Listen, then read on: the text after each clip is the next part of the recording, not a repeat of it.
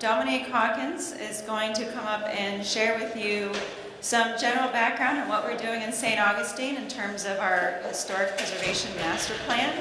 She is a consultant retained by the city since, I believe, February or March earlier this year, and helping us get through the process of actually putting some of our preservation plan, our goals and objectives and ideas for improvements into a working document. Her firm is based out of Philadelphia. She has a partner in her firm who is also who is on the U.S. ICOMOS panel, and so there's an international perspective. And their firm has done work between Philadelphia, New Orleans, recently San Antonio, Maryland. So they bring a lot of experience to this project, and so we're very fortunate to have them on board. And along with them, working on the preservation plan is preservation architect Bert Bender out of Key West. So we also have another tourism-based small community to draw on from that type of experience. So I welcome Dominique Hawkins to share with you where we're at and talk about some of the ideas.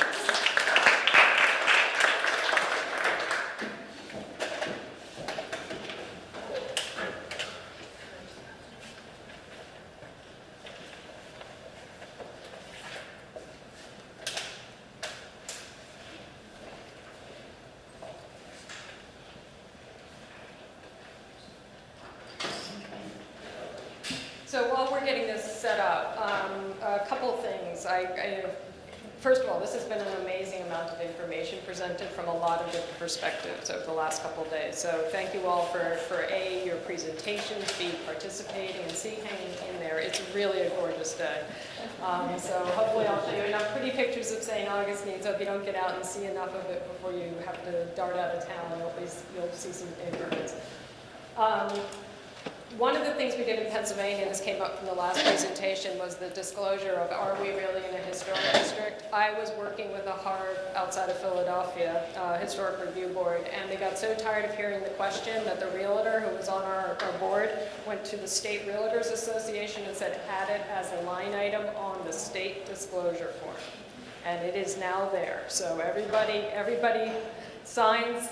Oh, I'm sorry. Okay, everybody signs when you do I have termites?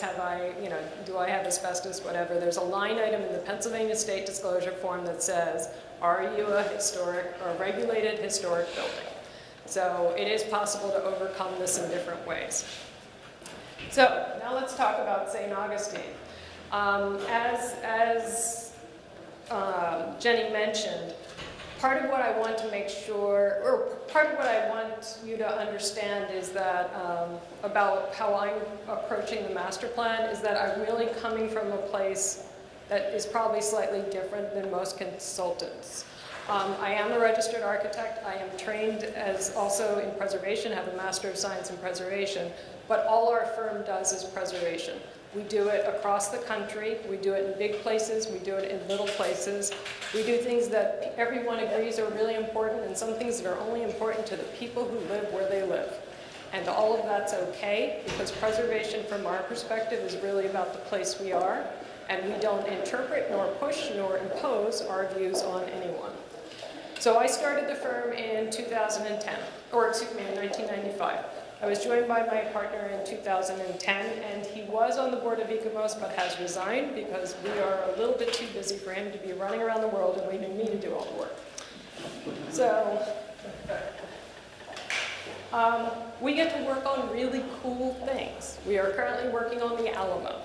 So, and the Alamo is important to Texas. It's important to a lot of people outside of Texas, but we also get to work in St. Augustine. How neat is that?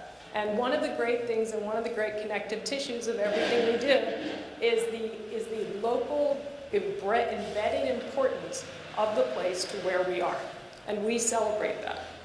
And we spend a lot of time in the place to figure out why it's important to the people who are there. So one of the aspects of our work that I have been doing for a number of years is actually preservation planning. And I put this in a really kind of big, it's a big vessel. So many people do parts of it. Not everyone does all of it. I certainly don't do all of it, but I have certain, I'll say, specialties. We do a lot of documentation. We do preservation planning as well from a regulatory point of view. Worked with a lot of commissions, boards, etc. I've also sat at the other side of the table. I have been on the Philadelphia Historical Commission. I've chaired the Architecture Review Board for 6 years. I also have been an architect who sat in front of them and tried to get a project through. So I understand all those different things, which is kind of a strange place to be. One of the things that has been of great interest to me is actually doing design guidelines. I think it's an incredibly valuable tool to allow communities to decide how much change is acceptable and be able to share that with the members of their community so that during the review process, everybody understands what's acceptable and they have an expectation of getting approved for whatever they want to do. So, water, water everywhere. One of the things that I've come to realize is that basically, that's New Orleans, every community I work in, every historic community has water running through it. Water in the middle of it. Water, water, water. So every place I'm dealing with in some way or another is dealing with or ignoring the fact that they have this pool of water. Why is there water in historic places? People settled next to water. We built buildings next to water. It's transportation, it's commerce, it's you know, a beautiful view today, but this is why people were there. It's also important to realize that people were next to water before we built houses next to water. St. Augustine is a great example of that. Indigenous people lived here before the Spanish came and took over. At the Alamo, they have 10,000 years of documented indigenous people before a brick was laid. So, I was working in Exeter, and I took this photo, lovely photo. I thought, oh, good, this is the cover shot. This is what I'm going to use when I finish those guidelines. That's the cover. 3 months later, they drained it because their answer to dealing with water was they're changing the waterway. So that's one way to deal with water. Every place is different. Wait, what do you mean by they drained it and they changed the We're water? in a swamp. They we can't do. I'm not doing politics today, guys. They're reconfiguring this waterway. It was outside of the scope of what I was specifically doing, so I didn't get into the nitty-gritty of it. But I can no longer use this, what I thought to be a very pretty photograph, to say, isn't this great? This is the center of our town, because they have reconfigured this in a way that it's no longer this anymore. It was a construction project when I was there last. So, one of the things that I'm doing that's interesting, and I'm almost finished talking about me, but I think it's important to do this for the context of the master plan, is I'm doing 2 concurrent water projects. The first is for the state of Maryland, and what we're doing is we're looking at flood mitigation strategies from end to end on the state. And is there a pointer on this? No. So on the state of Maryland, if you look at that little tail end, that's sort of coal country. So they get a lot of riverine flooding. And as you move further east, there's that big Chesapeake Bay in the middle. And then you get a little tiny piece that sort of touches the Atlantic Ocean. In the middle of that are rivers, streams, creeks, etc. So, and it's flat. So the state of Maryland is dealing with a huge flooding issue and sea level rise. The state of New Jersey is actually doing elevation design guidelines. So the only 2 states that I'm aware of, and if anyone else knows anything, please share with me, that have elevation guidelines are the states of Mississippi and Louisiana. They were both done by the same firm. They both look pretty much the same, but their architecture is also different than what's in New Jersey. It's different than what's in Florida. So as a framework, it works, and somebody had to do it first. So the city of St. Augustine, most people look at St. Augustine and they think of this very, very, incredible core, but there's a lot of the city of St. Augustine. So to give you a sense of where we are, excuse me. So we're in here. So The National Register districts in the city of St. Augustine, and these are current designated National Register districts, actually include a lot of territory, but very much skip the boundaries, meaning it doesn't really address over here, and West Augustine, and way up further north. It's not to say stuff didn't happen there, but just like almost every city in the United States, we focus on our historic center. Philadelphia has its Society Hill. You know, every town's got it, right? Their place, and the neighborhoods are kind of left on their own accord. People are starting to recognize that neighborhoods are important, particularly to the people who live there.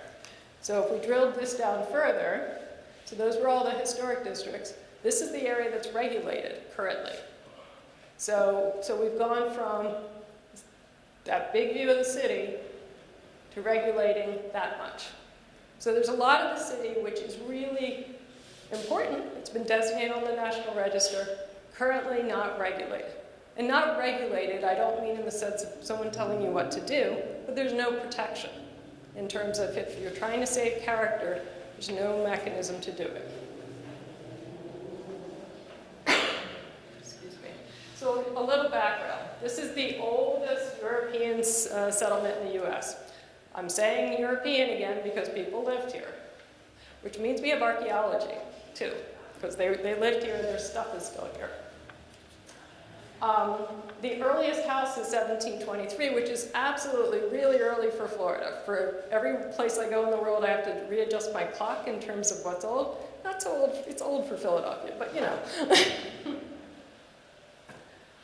They got statehood in 1845.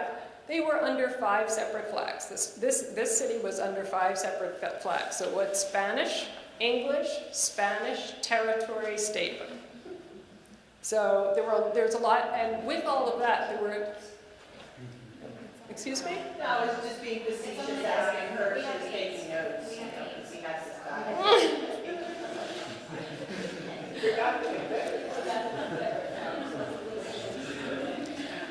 Everyone's a winner, guys. But with all of those change in flags comes change in architectural styles, preferences for materials, etc. So it's not just about, it's just not about a contest. Really interesting historic district you may never hear of if you don't spend some time here. Lincolnville is a Freeman settlement, one of the earliest settlements for African Americans after the Civil War. So free people of color is a designation used in New Orleans. Freeman is here. This is not too far away. I mean, and it's probably about half a mile away. I'm not terribly good with distances, but Flagler College did some unkind things to this place, but it was also really important in the Civil War. Or excuse me, in the, Civil rights, thank you. In my Friday afternoon.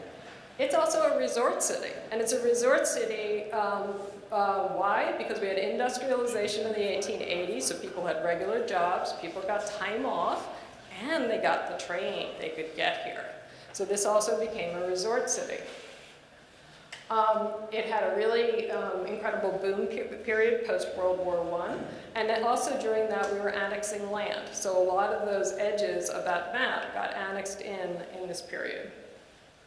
The Bridge of Lions allowed a new kind of connection to Anastasia Island. It's also, we're beginning to usher in the automobile.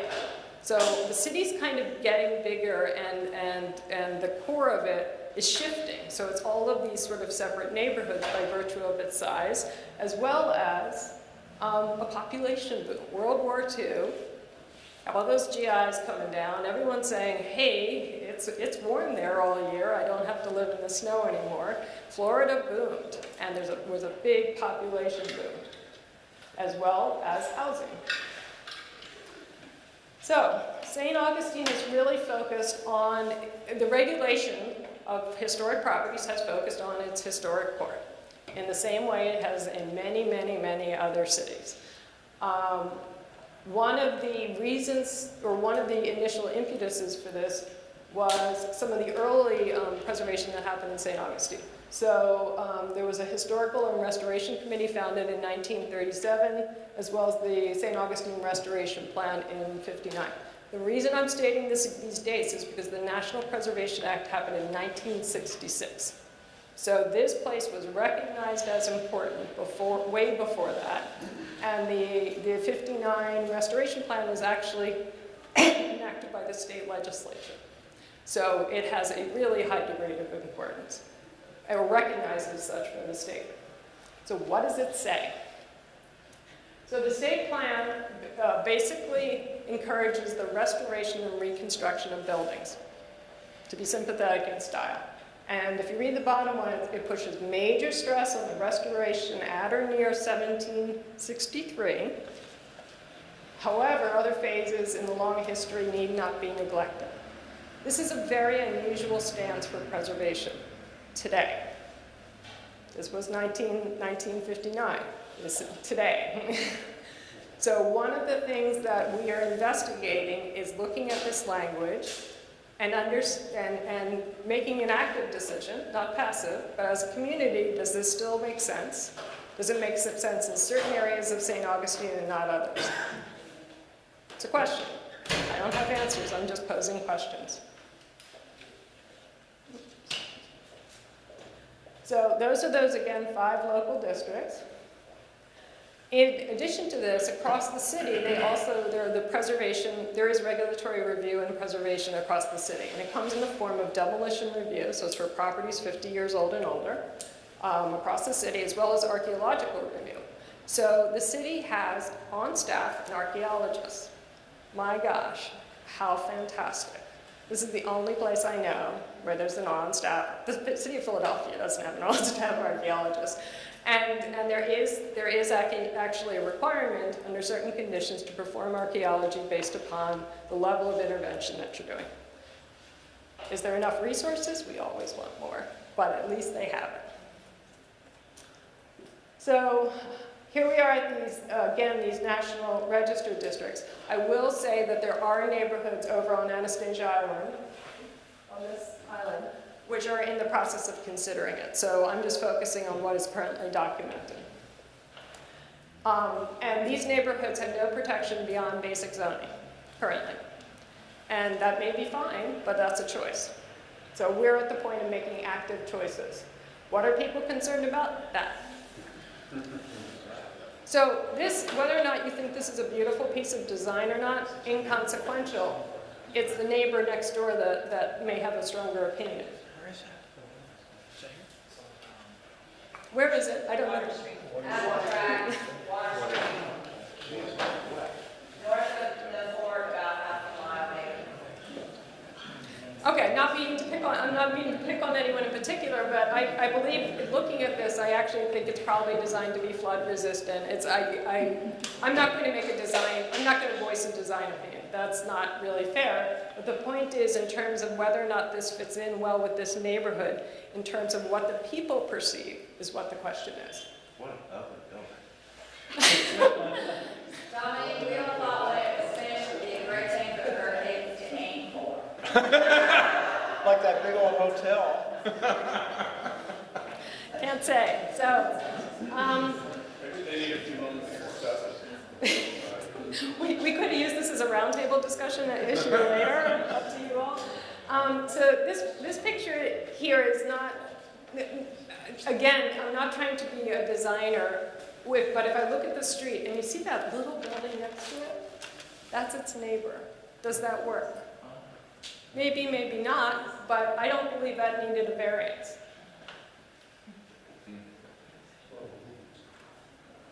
So front porches versus front loading design, or garages, does it matter? Well, but it's not for, the point being, there's a value to having off-street parking, and the neighborhood might decide the value is higher.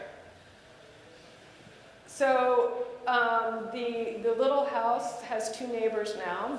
They have, I believe, they're flood-proof design. They have garages across their front floor, and they're all in the same footprint.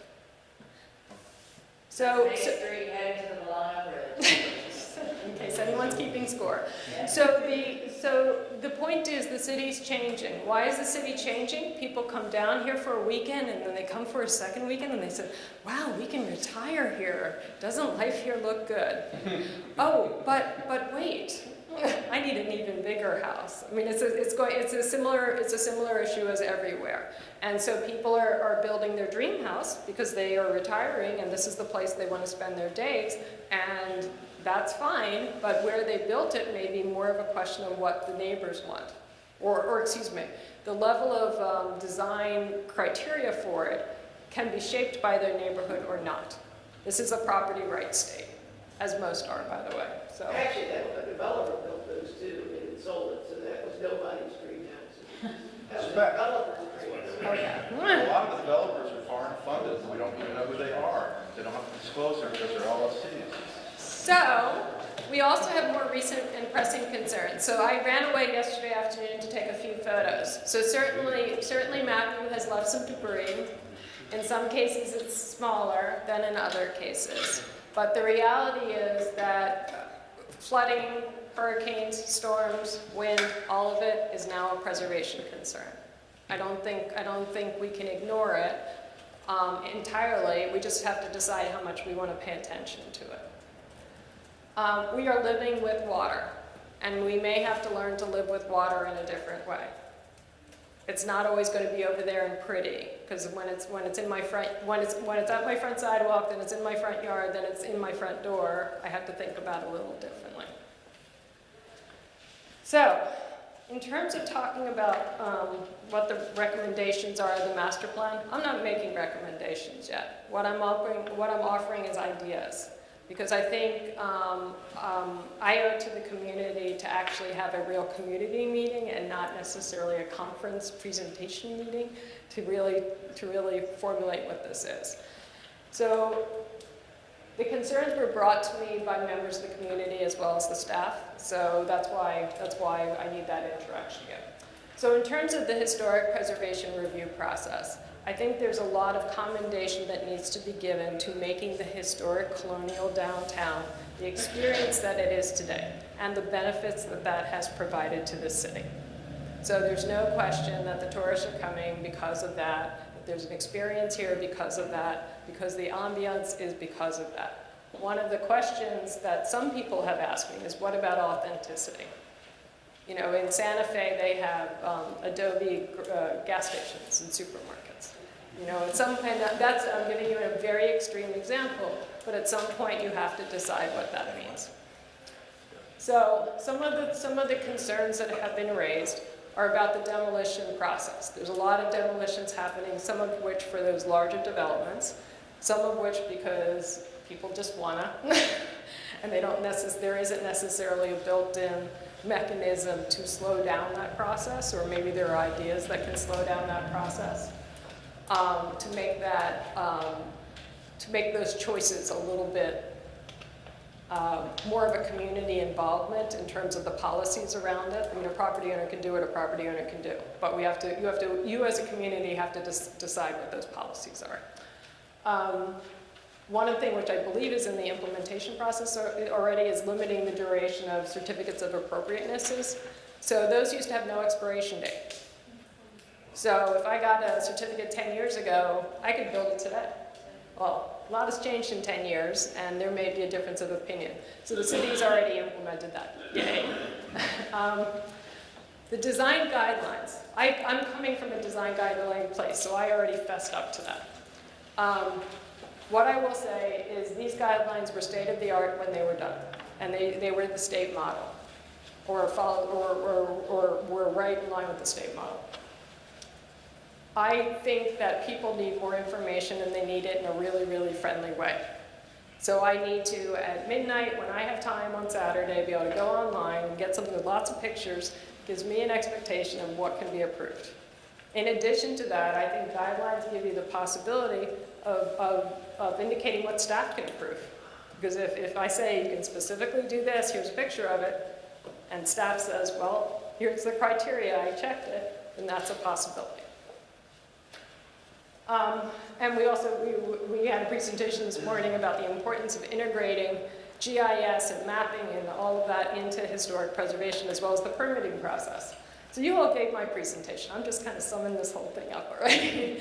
So those two things have to work together because you can flag those properties. You can identify those holes. You can also use GIS as the mapping tool to do your hazard mitigation. So all of those things have to layer up and work together. So this is the photograph I took the last time I was here. So I've never been in a hurricane, but I was 48 hours away. I was here before Matthew, and I was watching the storm come, and it was over Haiti, and it was coming this way, and I kind of did a day of meetings and presentations, and at the end I kind of looked around and said, I'm taking the first flight out of here. And before I left town, I took that. The reality is, this is the reality. So documentation of buildings, places, people, culture, if it's gone, it's gone. So I think emergency preparedness has to address knowing what you have, and we've heard lots of examples why over the last 2 days, so I won't repeat them all. But one of the things we cannot forget is the culture of the people who live there, the families who grew up there, the reason why, the industry that happened there. Mitigation, this is again can tie back into design guidelines. So understanding where the problems are and what changes, this community thinks it's okay. Is it about elevating? Is it about making changes to seawalls? What is it about, and what as a community have you decided makes sense is another issue that we have to deal with. And clearly post-emergency, and I unfortunately had the discussions when I was here on that last day. Do you have an emergency plan to issue permits? What is the action plan that's going to happen? I think that's something you have to reasonably start building into all parts of the permitting process and the review process, because people need to feel whole again as quickly as possible. This happens to not be in St. Augustine. This is part of my Florida project. But how tall? I mean, this is a lift in progress. How tall is okay? What does it mean to the front steps? What does it mean to how that sits on the street? What does it mean to its neighbor? This community actually went so far as to take a bunch of photographs of acceptable steps. Because the big thing that changes on the street are the steps. So give me a picture book of all the steps I find acceptable in the city, in the town. This was a town. And let me thumb through the book. And then that way, when my applicant comes before me and says, okay, I'm lifting my house 3 feet, what do I do? Well, you have a wood-framed house. Let me see here. Here's, you don't want to put a brick step, but here's a way you can design it and still, meet it and have it within the sidewalk, etc. Zoning review. So one of the things, remember all of our scattered historic districts that aren't protected? The current preservation ordinance, one of the components of it, and one of the reasons why they were able to develop and really strengthen this historic core, is that there's a real relationship between building style and allowable building style and what can be built as new construction. It's an unusual relationship. Most cities don't have it, but this city started that much earlier. If we're looking at the rest of the city, does it make sense to provide a different framework? I don't know. One of the things that the preservation folks know is that preservation is a subset of zoning. So are there other tools that we can use to provide protection, to prevent or to minimize or to control some of what we saw in those earlier photographs? So that's a potential overlay. So what does that mean? How tall is it? How big is it? How close is it to the setbacks? All of those things can be controlled through zoning. However, we can't just assume existing heights, for example, can stay the same. Because as people are lifting their houses, everyone needs a couple of extra feet. So the heights also have to adjust to deal with the flood mitigation issues. One of the other things that we're looking at is, does the current zoning law actually represent what we want in our historic districts? So that one, let me see if I can go back to this quickly. So the one photo, that photo, Is that allowable? It probably is. Is that what the zoning code should be for that historic district? I don't know.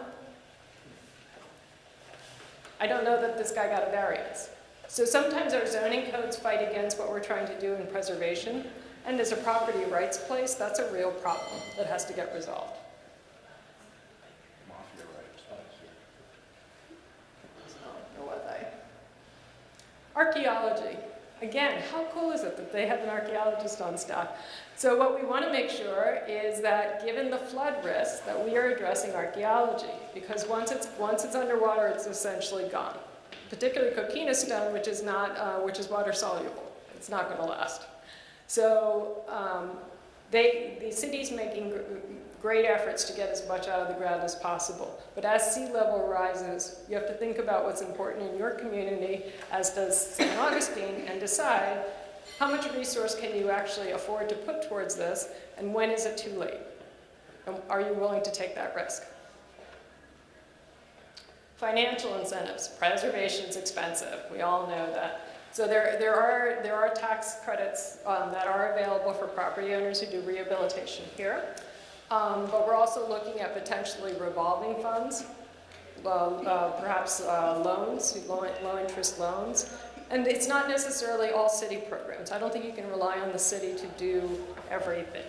In New Orleans, Preservation New Orleans actually picks, they'll look at a block, lower 9th district, pick a building, not the corner, a few ones in, it's in really bad shape, and they'll put money into that. Why? Because somebody will buy the one next to it and the one there.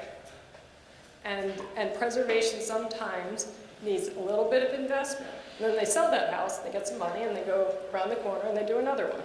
So sometimes you need to be able to think creatively about financial options that just don't rely on here's a check, here's a property, here's an answer. And it can't all be the city. We need advocacy. I'm actually really surprised that there's no advocacy group in St. Augustine, preservation advocacies. As important as preservation is to the economic vitality of this town, that there's no preservation advocacy group. There was, And I know it takes work, but it's the first situation I've run into where preservation is so at the root of what the place is, and there's no advocacy group. Because government does certain things, and they should focus on doing those things. Advocacy things are complementary but different, in my opinion. So there we go, advocacy and education. So I think, we are very fortunate to have Flagler here. They provide a lot of interesting conversations. They are sponsoring a lot of information. And so there is an education possibility that's available to the community, generally free, or at some nominal cost. The advocacy portion of it obviously isn't as organized as one would hope, or as I would hope. So where we are in this process. I begin every community I work in, I don't open my mouth until I listen to people talk to me, because that's really important to me. We've done several public engagement meetings. I've spent a lot of time in the neighborhoods. I've gotten to know all those little historic districts all over the place. I've also was really surprised that there was no written documented history of the evolution of the city. So there was no history of this is how the city developed. So we wrote one. It's not the definitive guide, but it at least provides the framework for that. We've also wrote a history of the preservation of the city, because it's really unique in terms of all the different organizations and things that have influenced preservation. There was a huge HABS movement here, actually. Does everyone know what HABS is? HABS is a Historic American Building Survey. It's the only WPA program that is still in existence today. So, and what that is it employed unemployed architects. There were a lot of them. There were all of us in the room. It happens over and over again, but there were a lot of unemployed architects after the Depression. But it's still in existence today. HABS, Historic American Building Survey. There's also Historic American Landscape Survey, and which is HALS, and then Hare Engineering Survey. Those were all WPA? No, architects were the poorest of all. No, they were all that. So we are at the point where we are framing recommendations, and the next step will be for me to come back and actually have a community discussion rather than a presentation, so that we can talk about those recommendations, which then leads to the writing of the plan. So that's where we are in the process. I'm happy to take a couple of questions. And there's my contact info. Yes, sir. So you talked about historic buildings and you touched on archaeology. How do other categories of eligible property types fit into a master plan in this scenario, like monument, sculpture, if anything's eligible for listing or listed, historic landscape structures, those types of things? I'm not a landscape architect and don't pretend to be. Yeah, I understand that. And part of it is, I think there's certain design components of the landscapes here which are unique, particularly tree canopies along streetscapes, etc. So my intent of the plan is to really acknowledge those things as important, but I am not a landscape architect. So We do have, if I can interject for St. Augustine, we have our local standards for rehabilitation as well, which is on top of the Secretary of Interior standards. And one of those is for the city to preserve significant objects located throughout the city. So it is kind of captured. We also do refer to the site file, which most of our monuments are recorded on the site file at least. Okay. And we would include that in terms of a review element. St. Francis Park recently had a need to redo a statue that they had in that park that they were maintaining. And so that one went before our Historic Architectural Review Board. And I think some of the things that you're talking about might be, how do we look at a list of potential future individual landmarks? Are there certain things that we should be looking at in the future if we want to designate those spaces, if I'm understanding your question? Yeah, because, I mean, when I was in grad school, same type of program that you're in for historic preservation, I mean, the National Register has more than buildings, it's a category of properties that are eligible. And so I figured with the amount of preservation plans and a preservation plan this important and this big, I think that's an important thing to talk about and consider, that, you know, even if we're not landscape architects, how do we fit all these categories together and not just be building focused? I didn't mean to imply I was being just building focus. No, I just no, can't. I'm not saying you right. are. I'm just saying you No. are. That's my own baggage from fighting through this in grad school, trying to talk about other types of heritage apart from historic buildings. Thank you. Yes, sir. I don't know whether you're aware of this, but when I was on the city commission, this was probably about 10 years ago, I think 12, I was able to push through an ordinance through the commission, it's on the book right now, an enabling ordinance that would allow any neighborhood in the city outside of the historic district to come to the city and request an architectural overlay, or request that we want just these types of architecture in our neighborhood. Right. That's all we want. These 3 or these 4 or these 5. Not one neighborhood has come forward since that ordinance was enabled and was adopted. And so it's very hard to get consensus in a neighborhood of what people will allow and what they want. So it's a very tough thing to do. I couldn't agree with you more. And one of the things that my experience, from what I've seen, you need a disaster to occur before people act. You know, is it that black house, Darth Vader house? I don't know. But people react to, oh my God, I can't believe someone let them do that. And then they're willing to act. And rather than sort of say, okay, well, if you want to sign up for these are the 10 things you have to do. I would rather say, if you want to consider this, here's a menu of 10 things that you can regulate and control in the way that makes sense for you. And that it may be a question of every neighborhood making an active choice We want buildings no bigger than this, set back no further than this. We want materials that do this or don't do that. We want flat roofs, slope roofs, whatever it is. But the neighborhood would have to do that, and then it'd have to be approved at the city level. That's why we did it the way we did it. We didn't want, the city did not want to go into a neighborhood and Sure. impose these restrictions. It had to come from within that neighborhood. But that ordinance is on the books, but if anybody ever wants to come forward and take advantage of it. Well, and the city has also been doing zoning, or they've done zoning workbooks, so each neighborhood can actually go and look at the characteristics of their neighborhoods, and some are more advanced than others in that process, and Erin's not here, so Jenny, do you want to speak to that? Sure.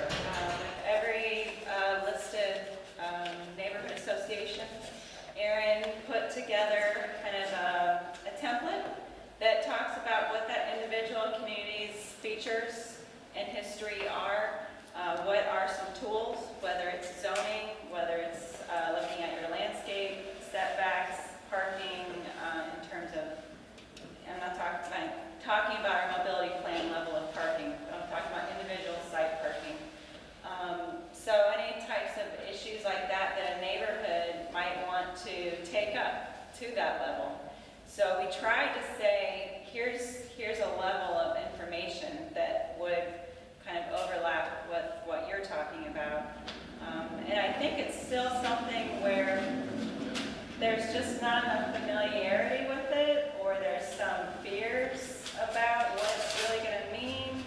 It's still a little more broad.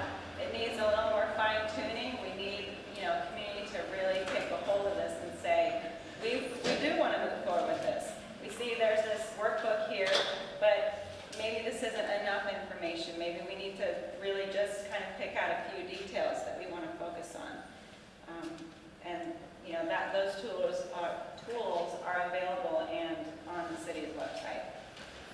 And city staff has actually actively been going into each neighborhood and having conversations. And again, it goes back to sit down where the people live and talk to them about their place, and don't expect them to be, coming down to City Hall for a meeting.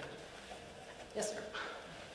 Earlier, you spoke to having succeeded in getting a trigger in the listing profile information through Coalback or that location. Where that remains a campaign in Gainesville and Washington County in terms of the Board of Realtors. However, what we have just succeeded in doing and are about to see implementation is that with, working with the tax appraiser's office, which is what the realtors primarily use to look up data on a potential listing,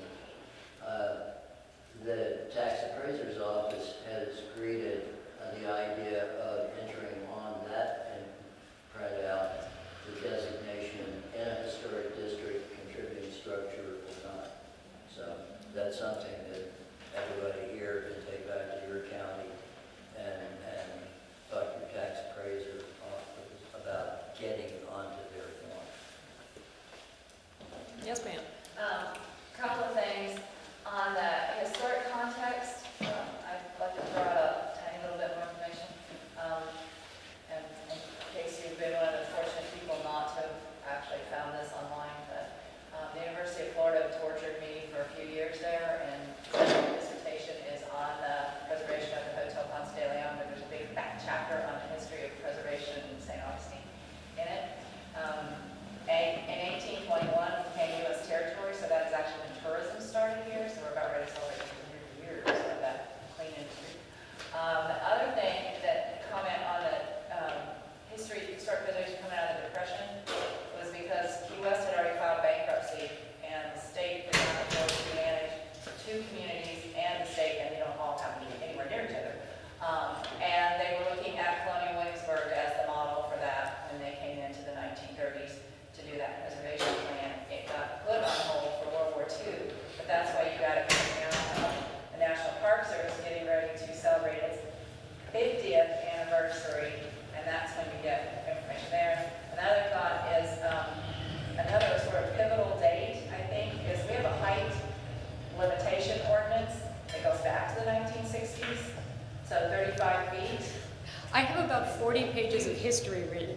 gave it Well, one slide here, lady. height limitation is a pretty far-reaching thought 50 years ago. Agreed. And that is part of the reason those people from Miami come and take pictures of our trees, because they don't have those there. Thank you. Yes, sir. A lot of the, I was sitting back there thinking about this, but a lot of the flooding, or not flooding, but communities that are near water need to be aware also that FEMA changed the vertical datum a few years ago from, I think it was NGVD 29 to NAVD 88. And part of the challenge we have as cities or municipalities is a lot of the surveyors and engineers don't want to use the 88. They want to use 29 because that's what they're familiar with. But the 88 now is what is putting a lot of property in floodplain areas. It increased the amount of floodplain area because I think, they recognize that the sea is actually somewhat rising. So just another turn. Hey, I said no politics tonight. Do you guys know about, we have some public works that I'm grateful that they're here, but these are City of St. Augustine staff. Do you all have anything to add to? The St. datums Augustine are staff? very sensitive issues, and they're to transfer between the 26 and the 88 datum. There's basically an equation to work out, and there can be as much as 1.5 foot difference or 2 feet of difference between the numbers. And if you happen to get a 26 datum drawing or something like that, and you build it from that, you'll be 1.5 foot low. So if you don't catch which datum you're building off of, you can have some real elevation issues, and those have come up in St. Johns County in several places where they're 1.5 foot below where they're supposed to be, because the wrong datum was used, the old datum. Which one are we using now? 88. Are surveyors really not all surveying to do? Well, there's just a lot of people in the industry here, there's a lot of variations in quality and whatnot, so a lot of them do understand the new datum, and it's not even new, it's just a standard. You can survey to the old data, but then you have to put a conversion factor on the plan and reference that. So in addition to that, actually FEMA is doing a lot of remapping of floodplains. I don't know if that's happening down here as much as it's happening up north, but everything's getting remapped right now. So and there's no good old map anymore. Yeah. In Pinellas County, someone built a $2 million mansion on the Gulf, and they found out they built it at the wrong datum, and they had to tear the entire building down. It was a home. Yeah, if you get it 26, you have to convert it with the conversion factor to Correct. the 88, but if you don't do that, and just build off the numbers, then you're gonna do Was it too tall or too high? It's too low. Are there any other questions specific to? Tony, the issue about the COA never expired, which I find fascinating, because I can't check that. But do building permits expire? 6 months. Okay, so if you've got a building permit, then their COA, I mean, so they can have a COA that's 8 years old and take it in and deal with their building permit off their regular COA. Is that right? I'm sorry, what? Past tense, yes. What's that? Yes, in the past. This has recently been changed. It has not been adopted. Oh, it's under consideration. Yes. In fact, our city attorney, who's here also, I won't make her stand up and describe, but we are working on the language to take to our commission to set expiration dates. In St. Augustine, we have COAs, but we also have CODs. We split out our demolitions from COAs. So we have demolition approvals from HARB on the books, maybe 10, 15 years ago. They come to pull a permit for demolition. I'm like, stop, you have to go to HARB. No, we've already got that. See, I have this approval. I go and verify it, they have approval. So, That's been years old. yes. And sometimes that's a good thing, sometimes it's a bad thing. Sometimes if you give people enough time, a new person, just like the example of this really shouldn't be your house, find someone else, and the right person comes along and maybe they don't take advantage of that donation, and they actually choose to, you know, to be there and preserve, but maybe I'm just an optimist, but I want to, maybe sometimes it helps us. I don't know. Is there, on tree removal, where someone comes forward and they get tree removal based on that, because it's needed to build a building, is there anything of time of how long they have to go before? Except what I see happen is, they get the tree removal permit, tree comes down, the building now gets built. Then now you have some spots where they were given permission to take it down, and you told me, oh, the only way to get this house in the lot is to remove that tree. The tree comes down, and then the house is built. Now you've lost the tree, and Well, the next there's- person will figure out how to do it. There's a similar impact in terms of looking at building demolitions. You know, they could say, I'm gonna demolish this building, here's what I'm gonna build back here. I don't know when I'm gonna build back here, this is what it's gonna look like. Well, there's a property that happened and it's still a vacant lot 3 years later. Well, that's what happens at one property. Yeah, Correct. yeah, that's some other communities do require performance bond. If there's any more questions directly to Dominique, we'll move into closing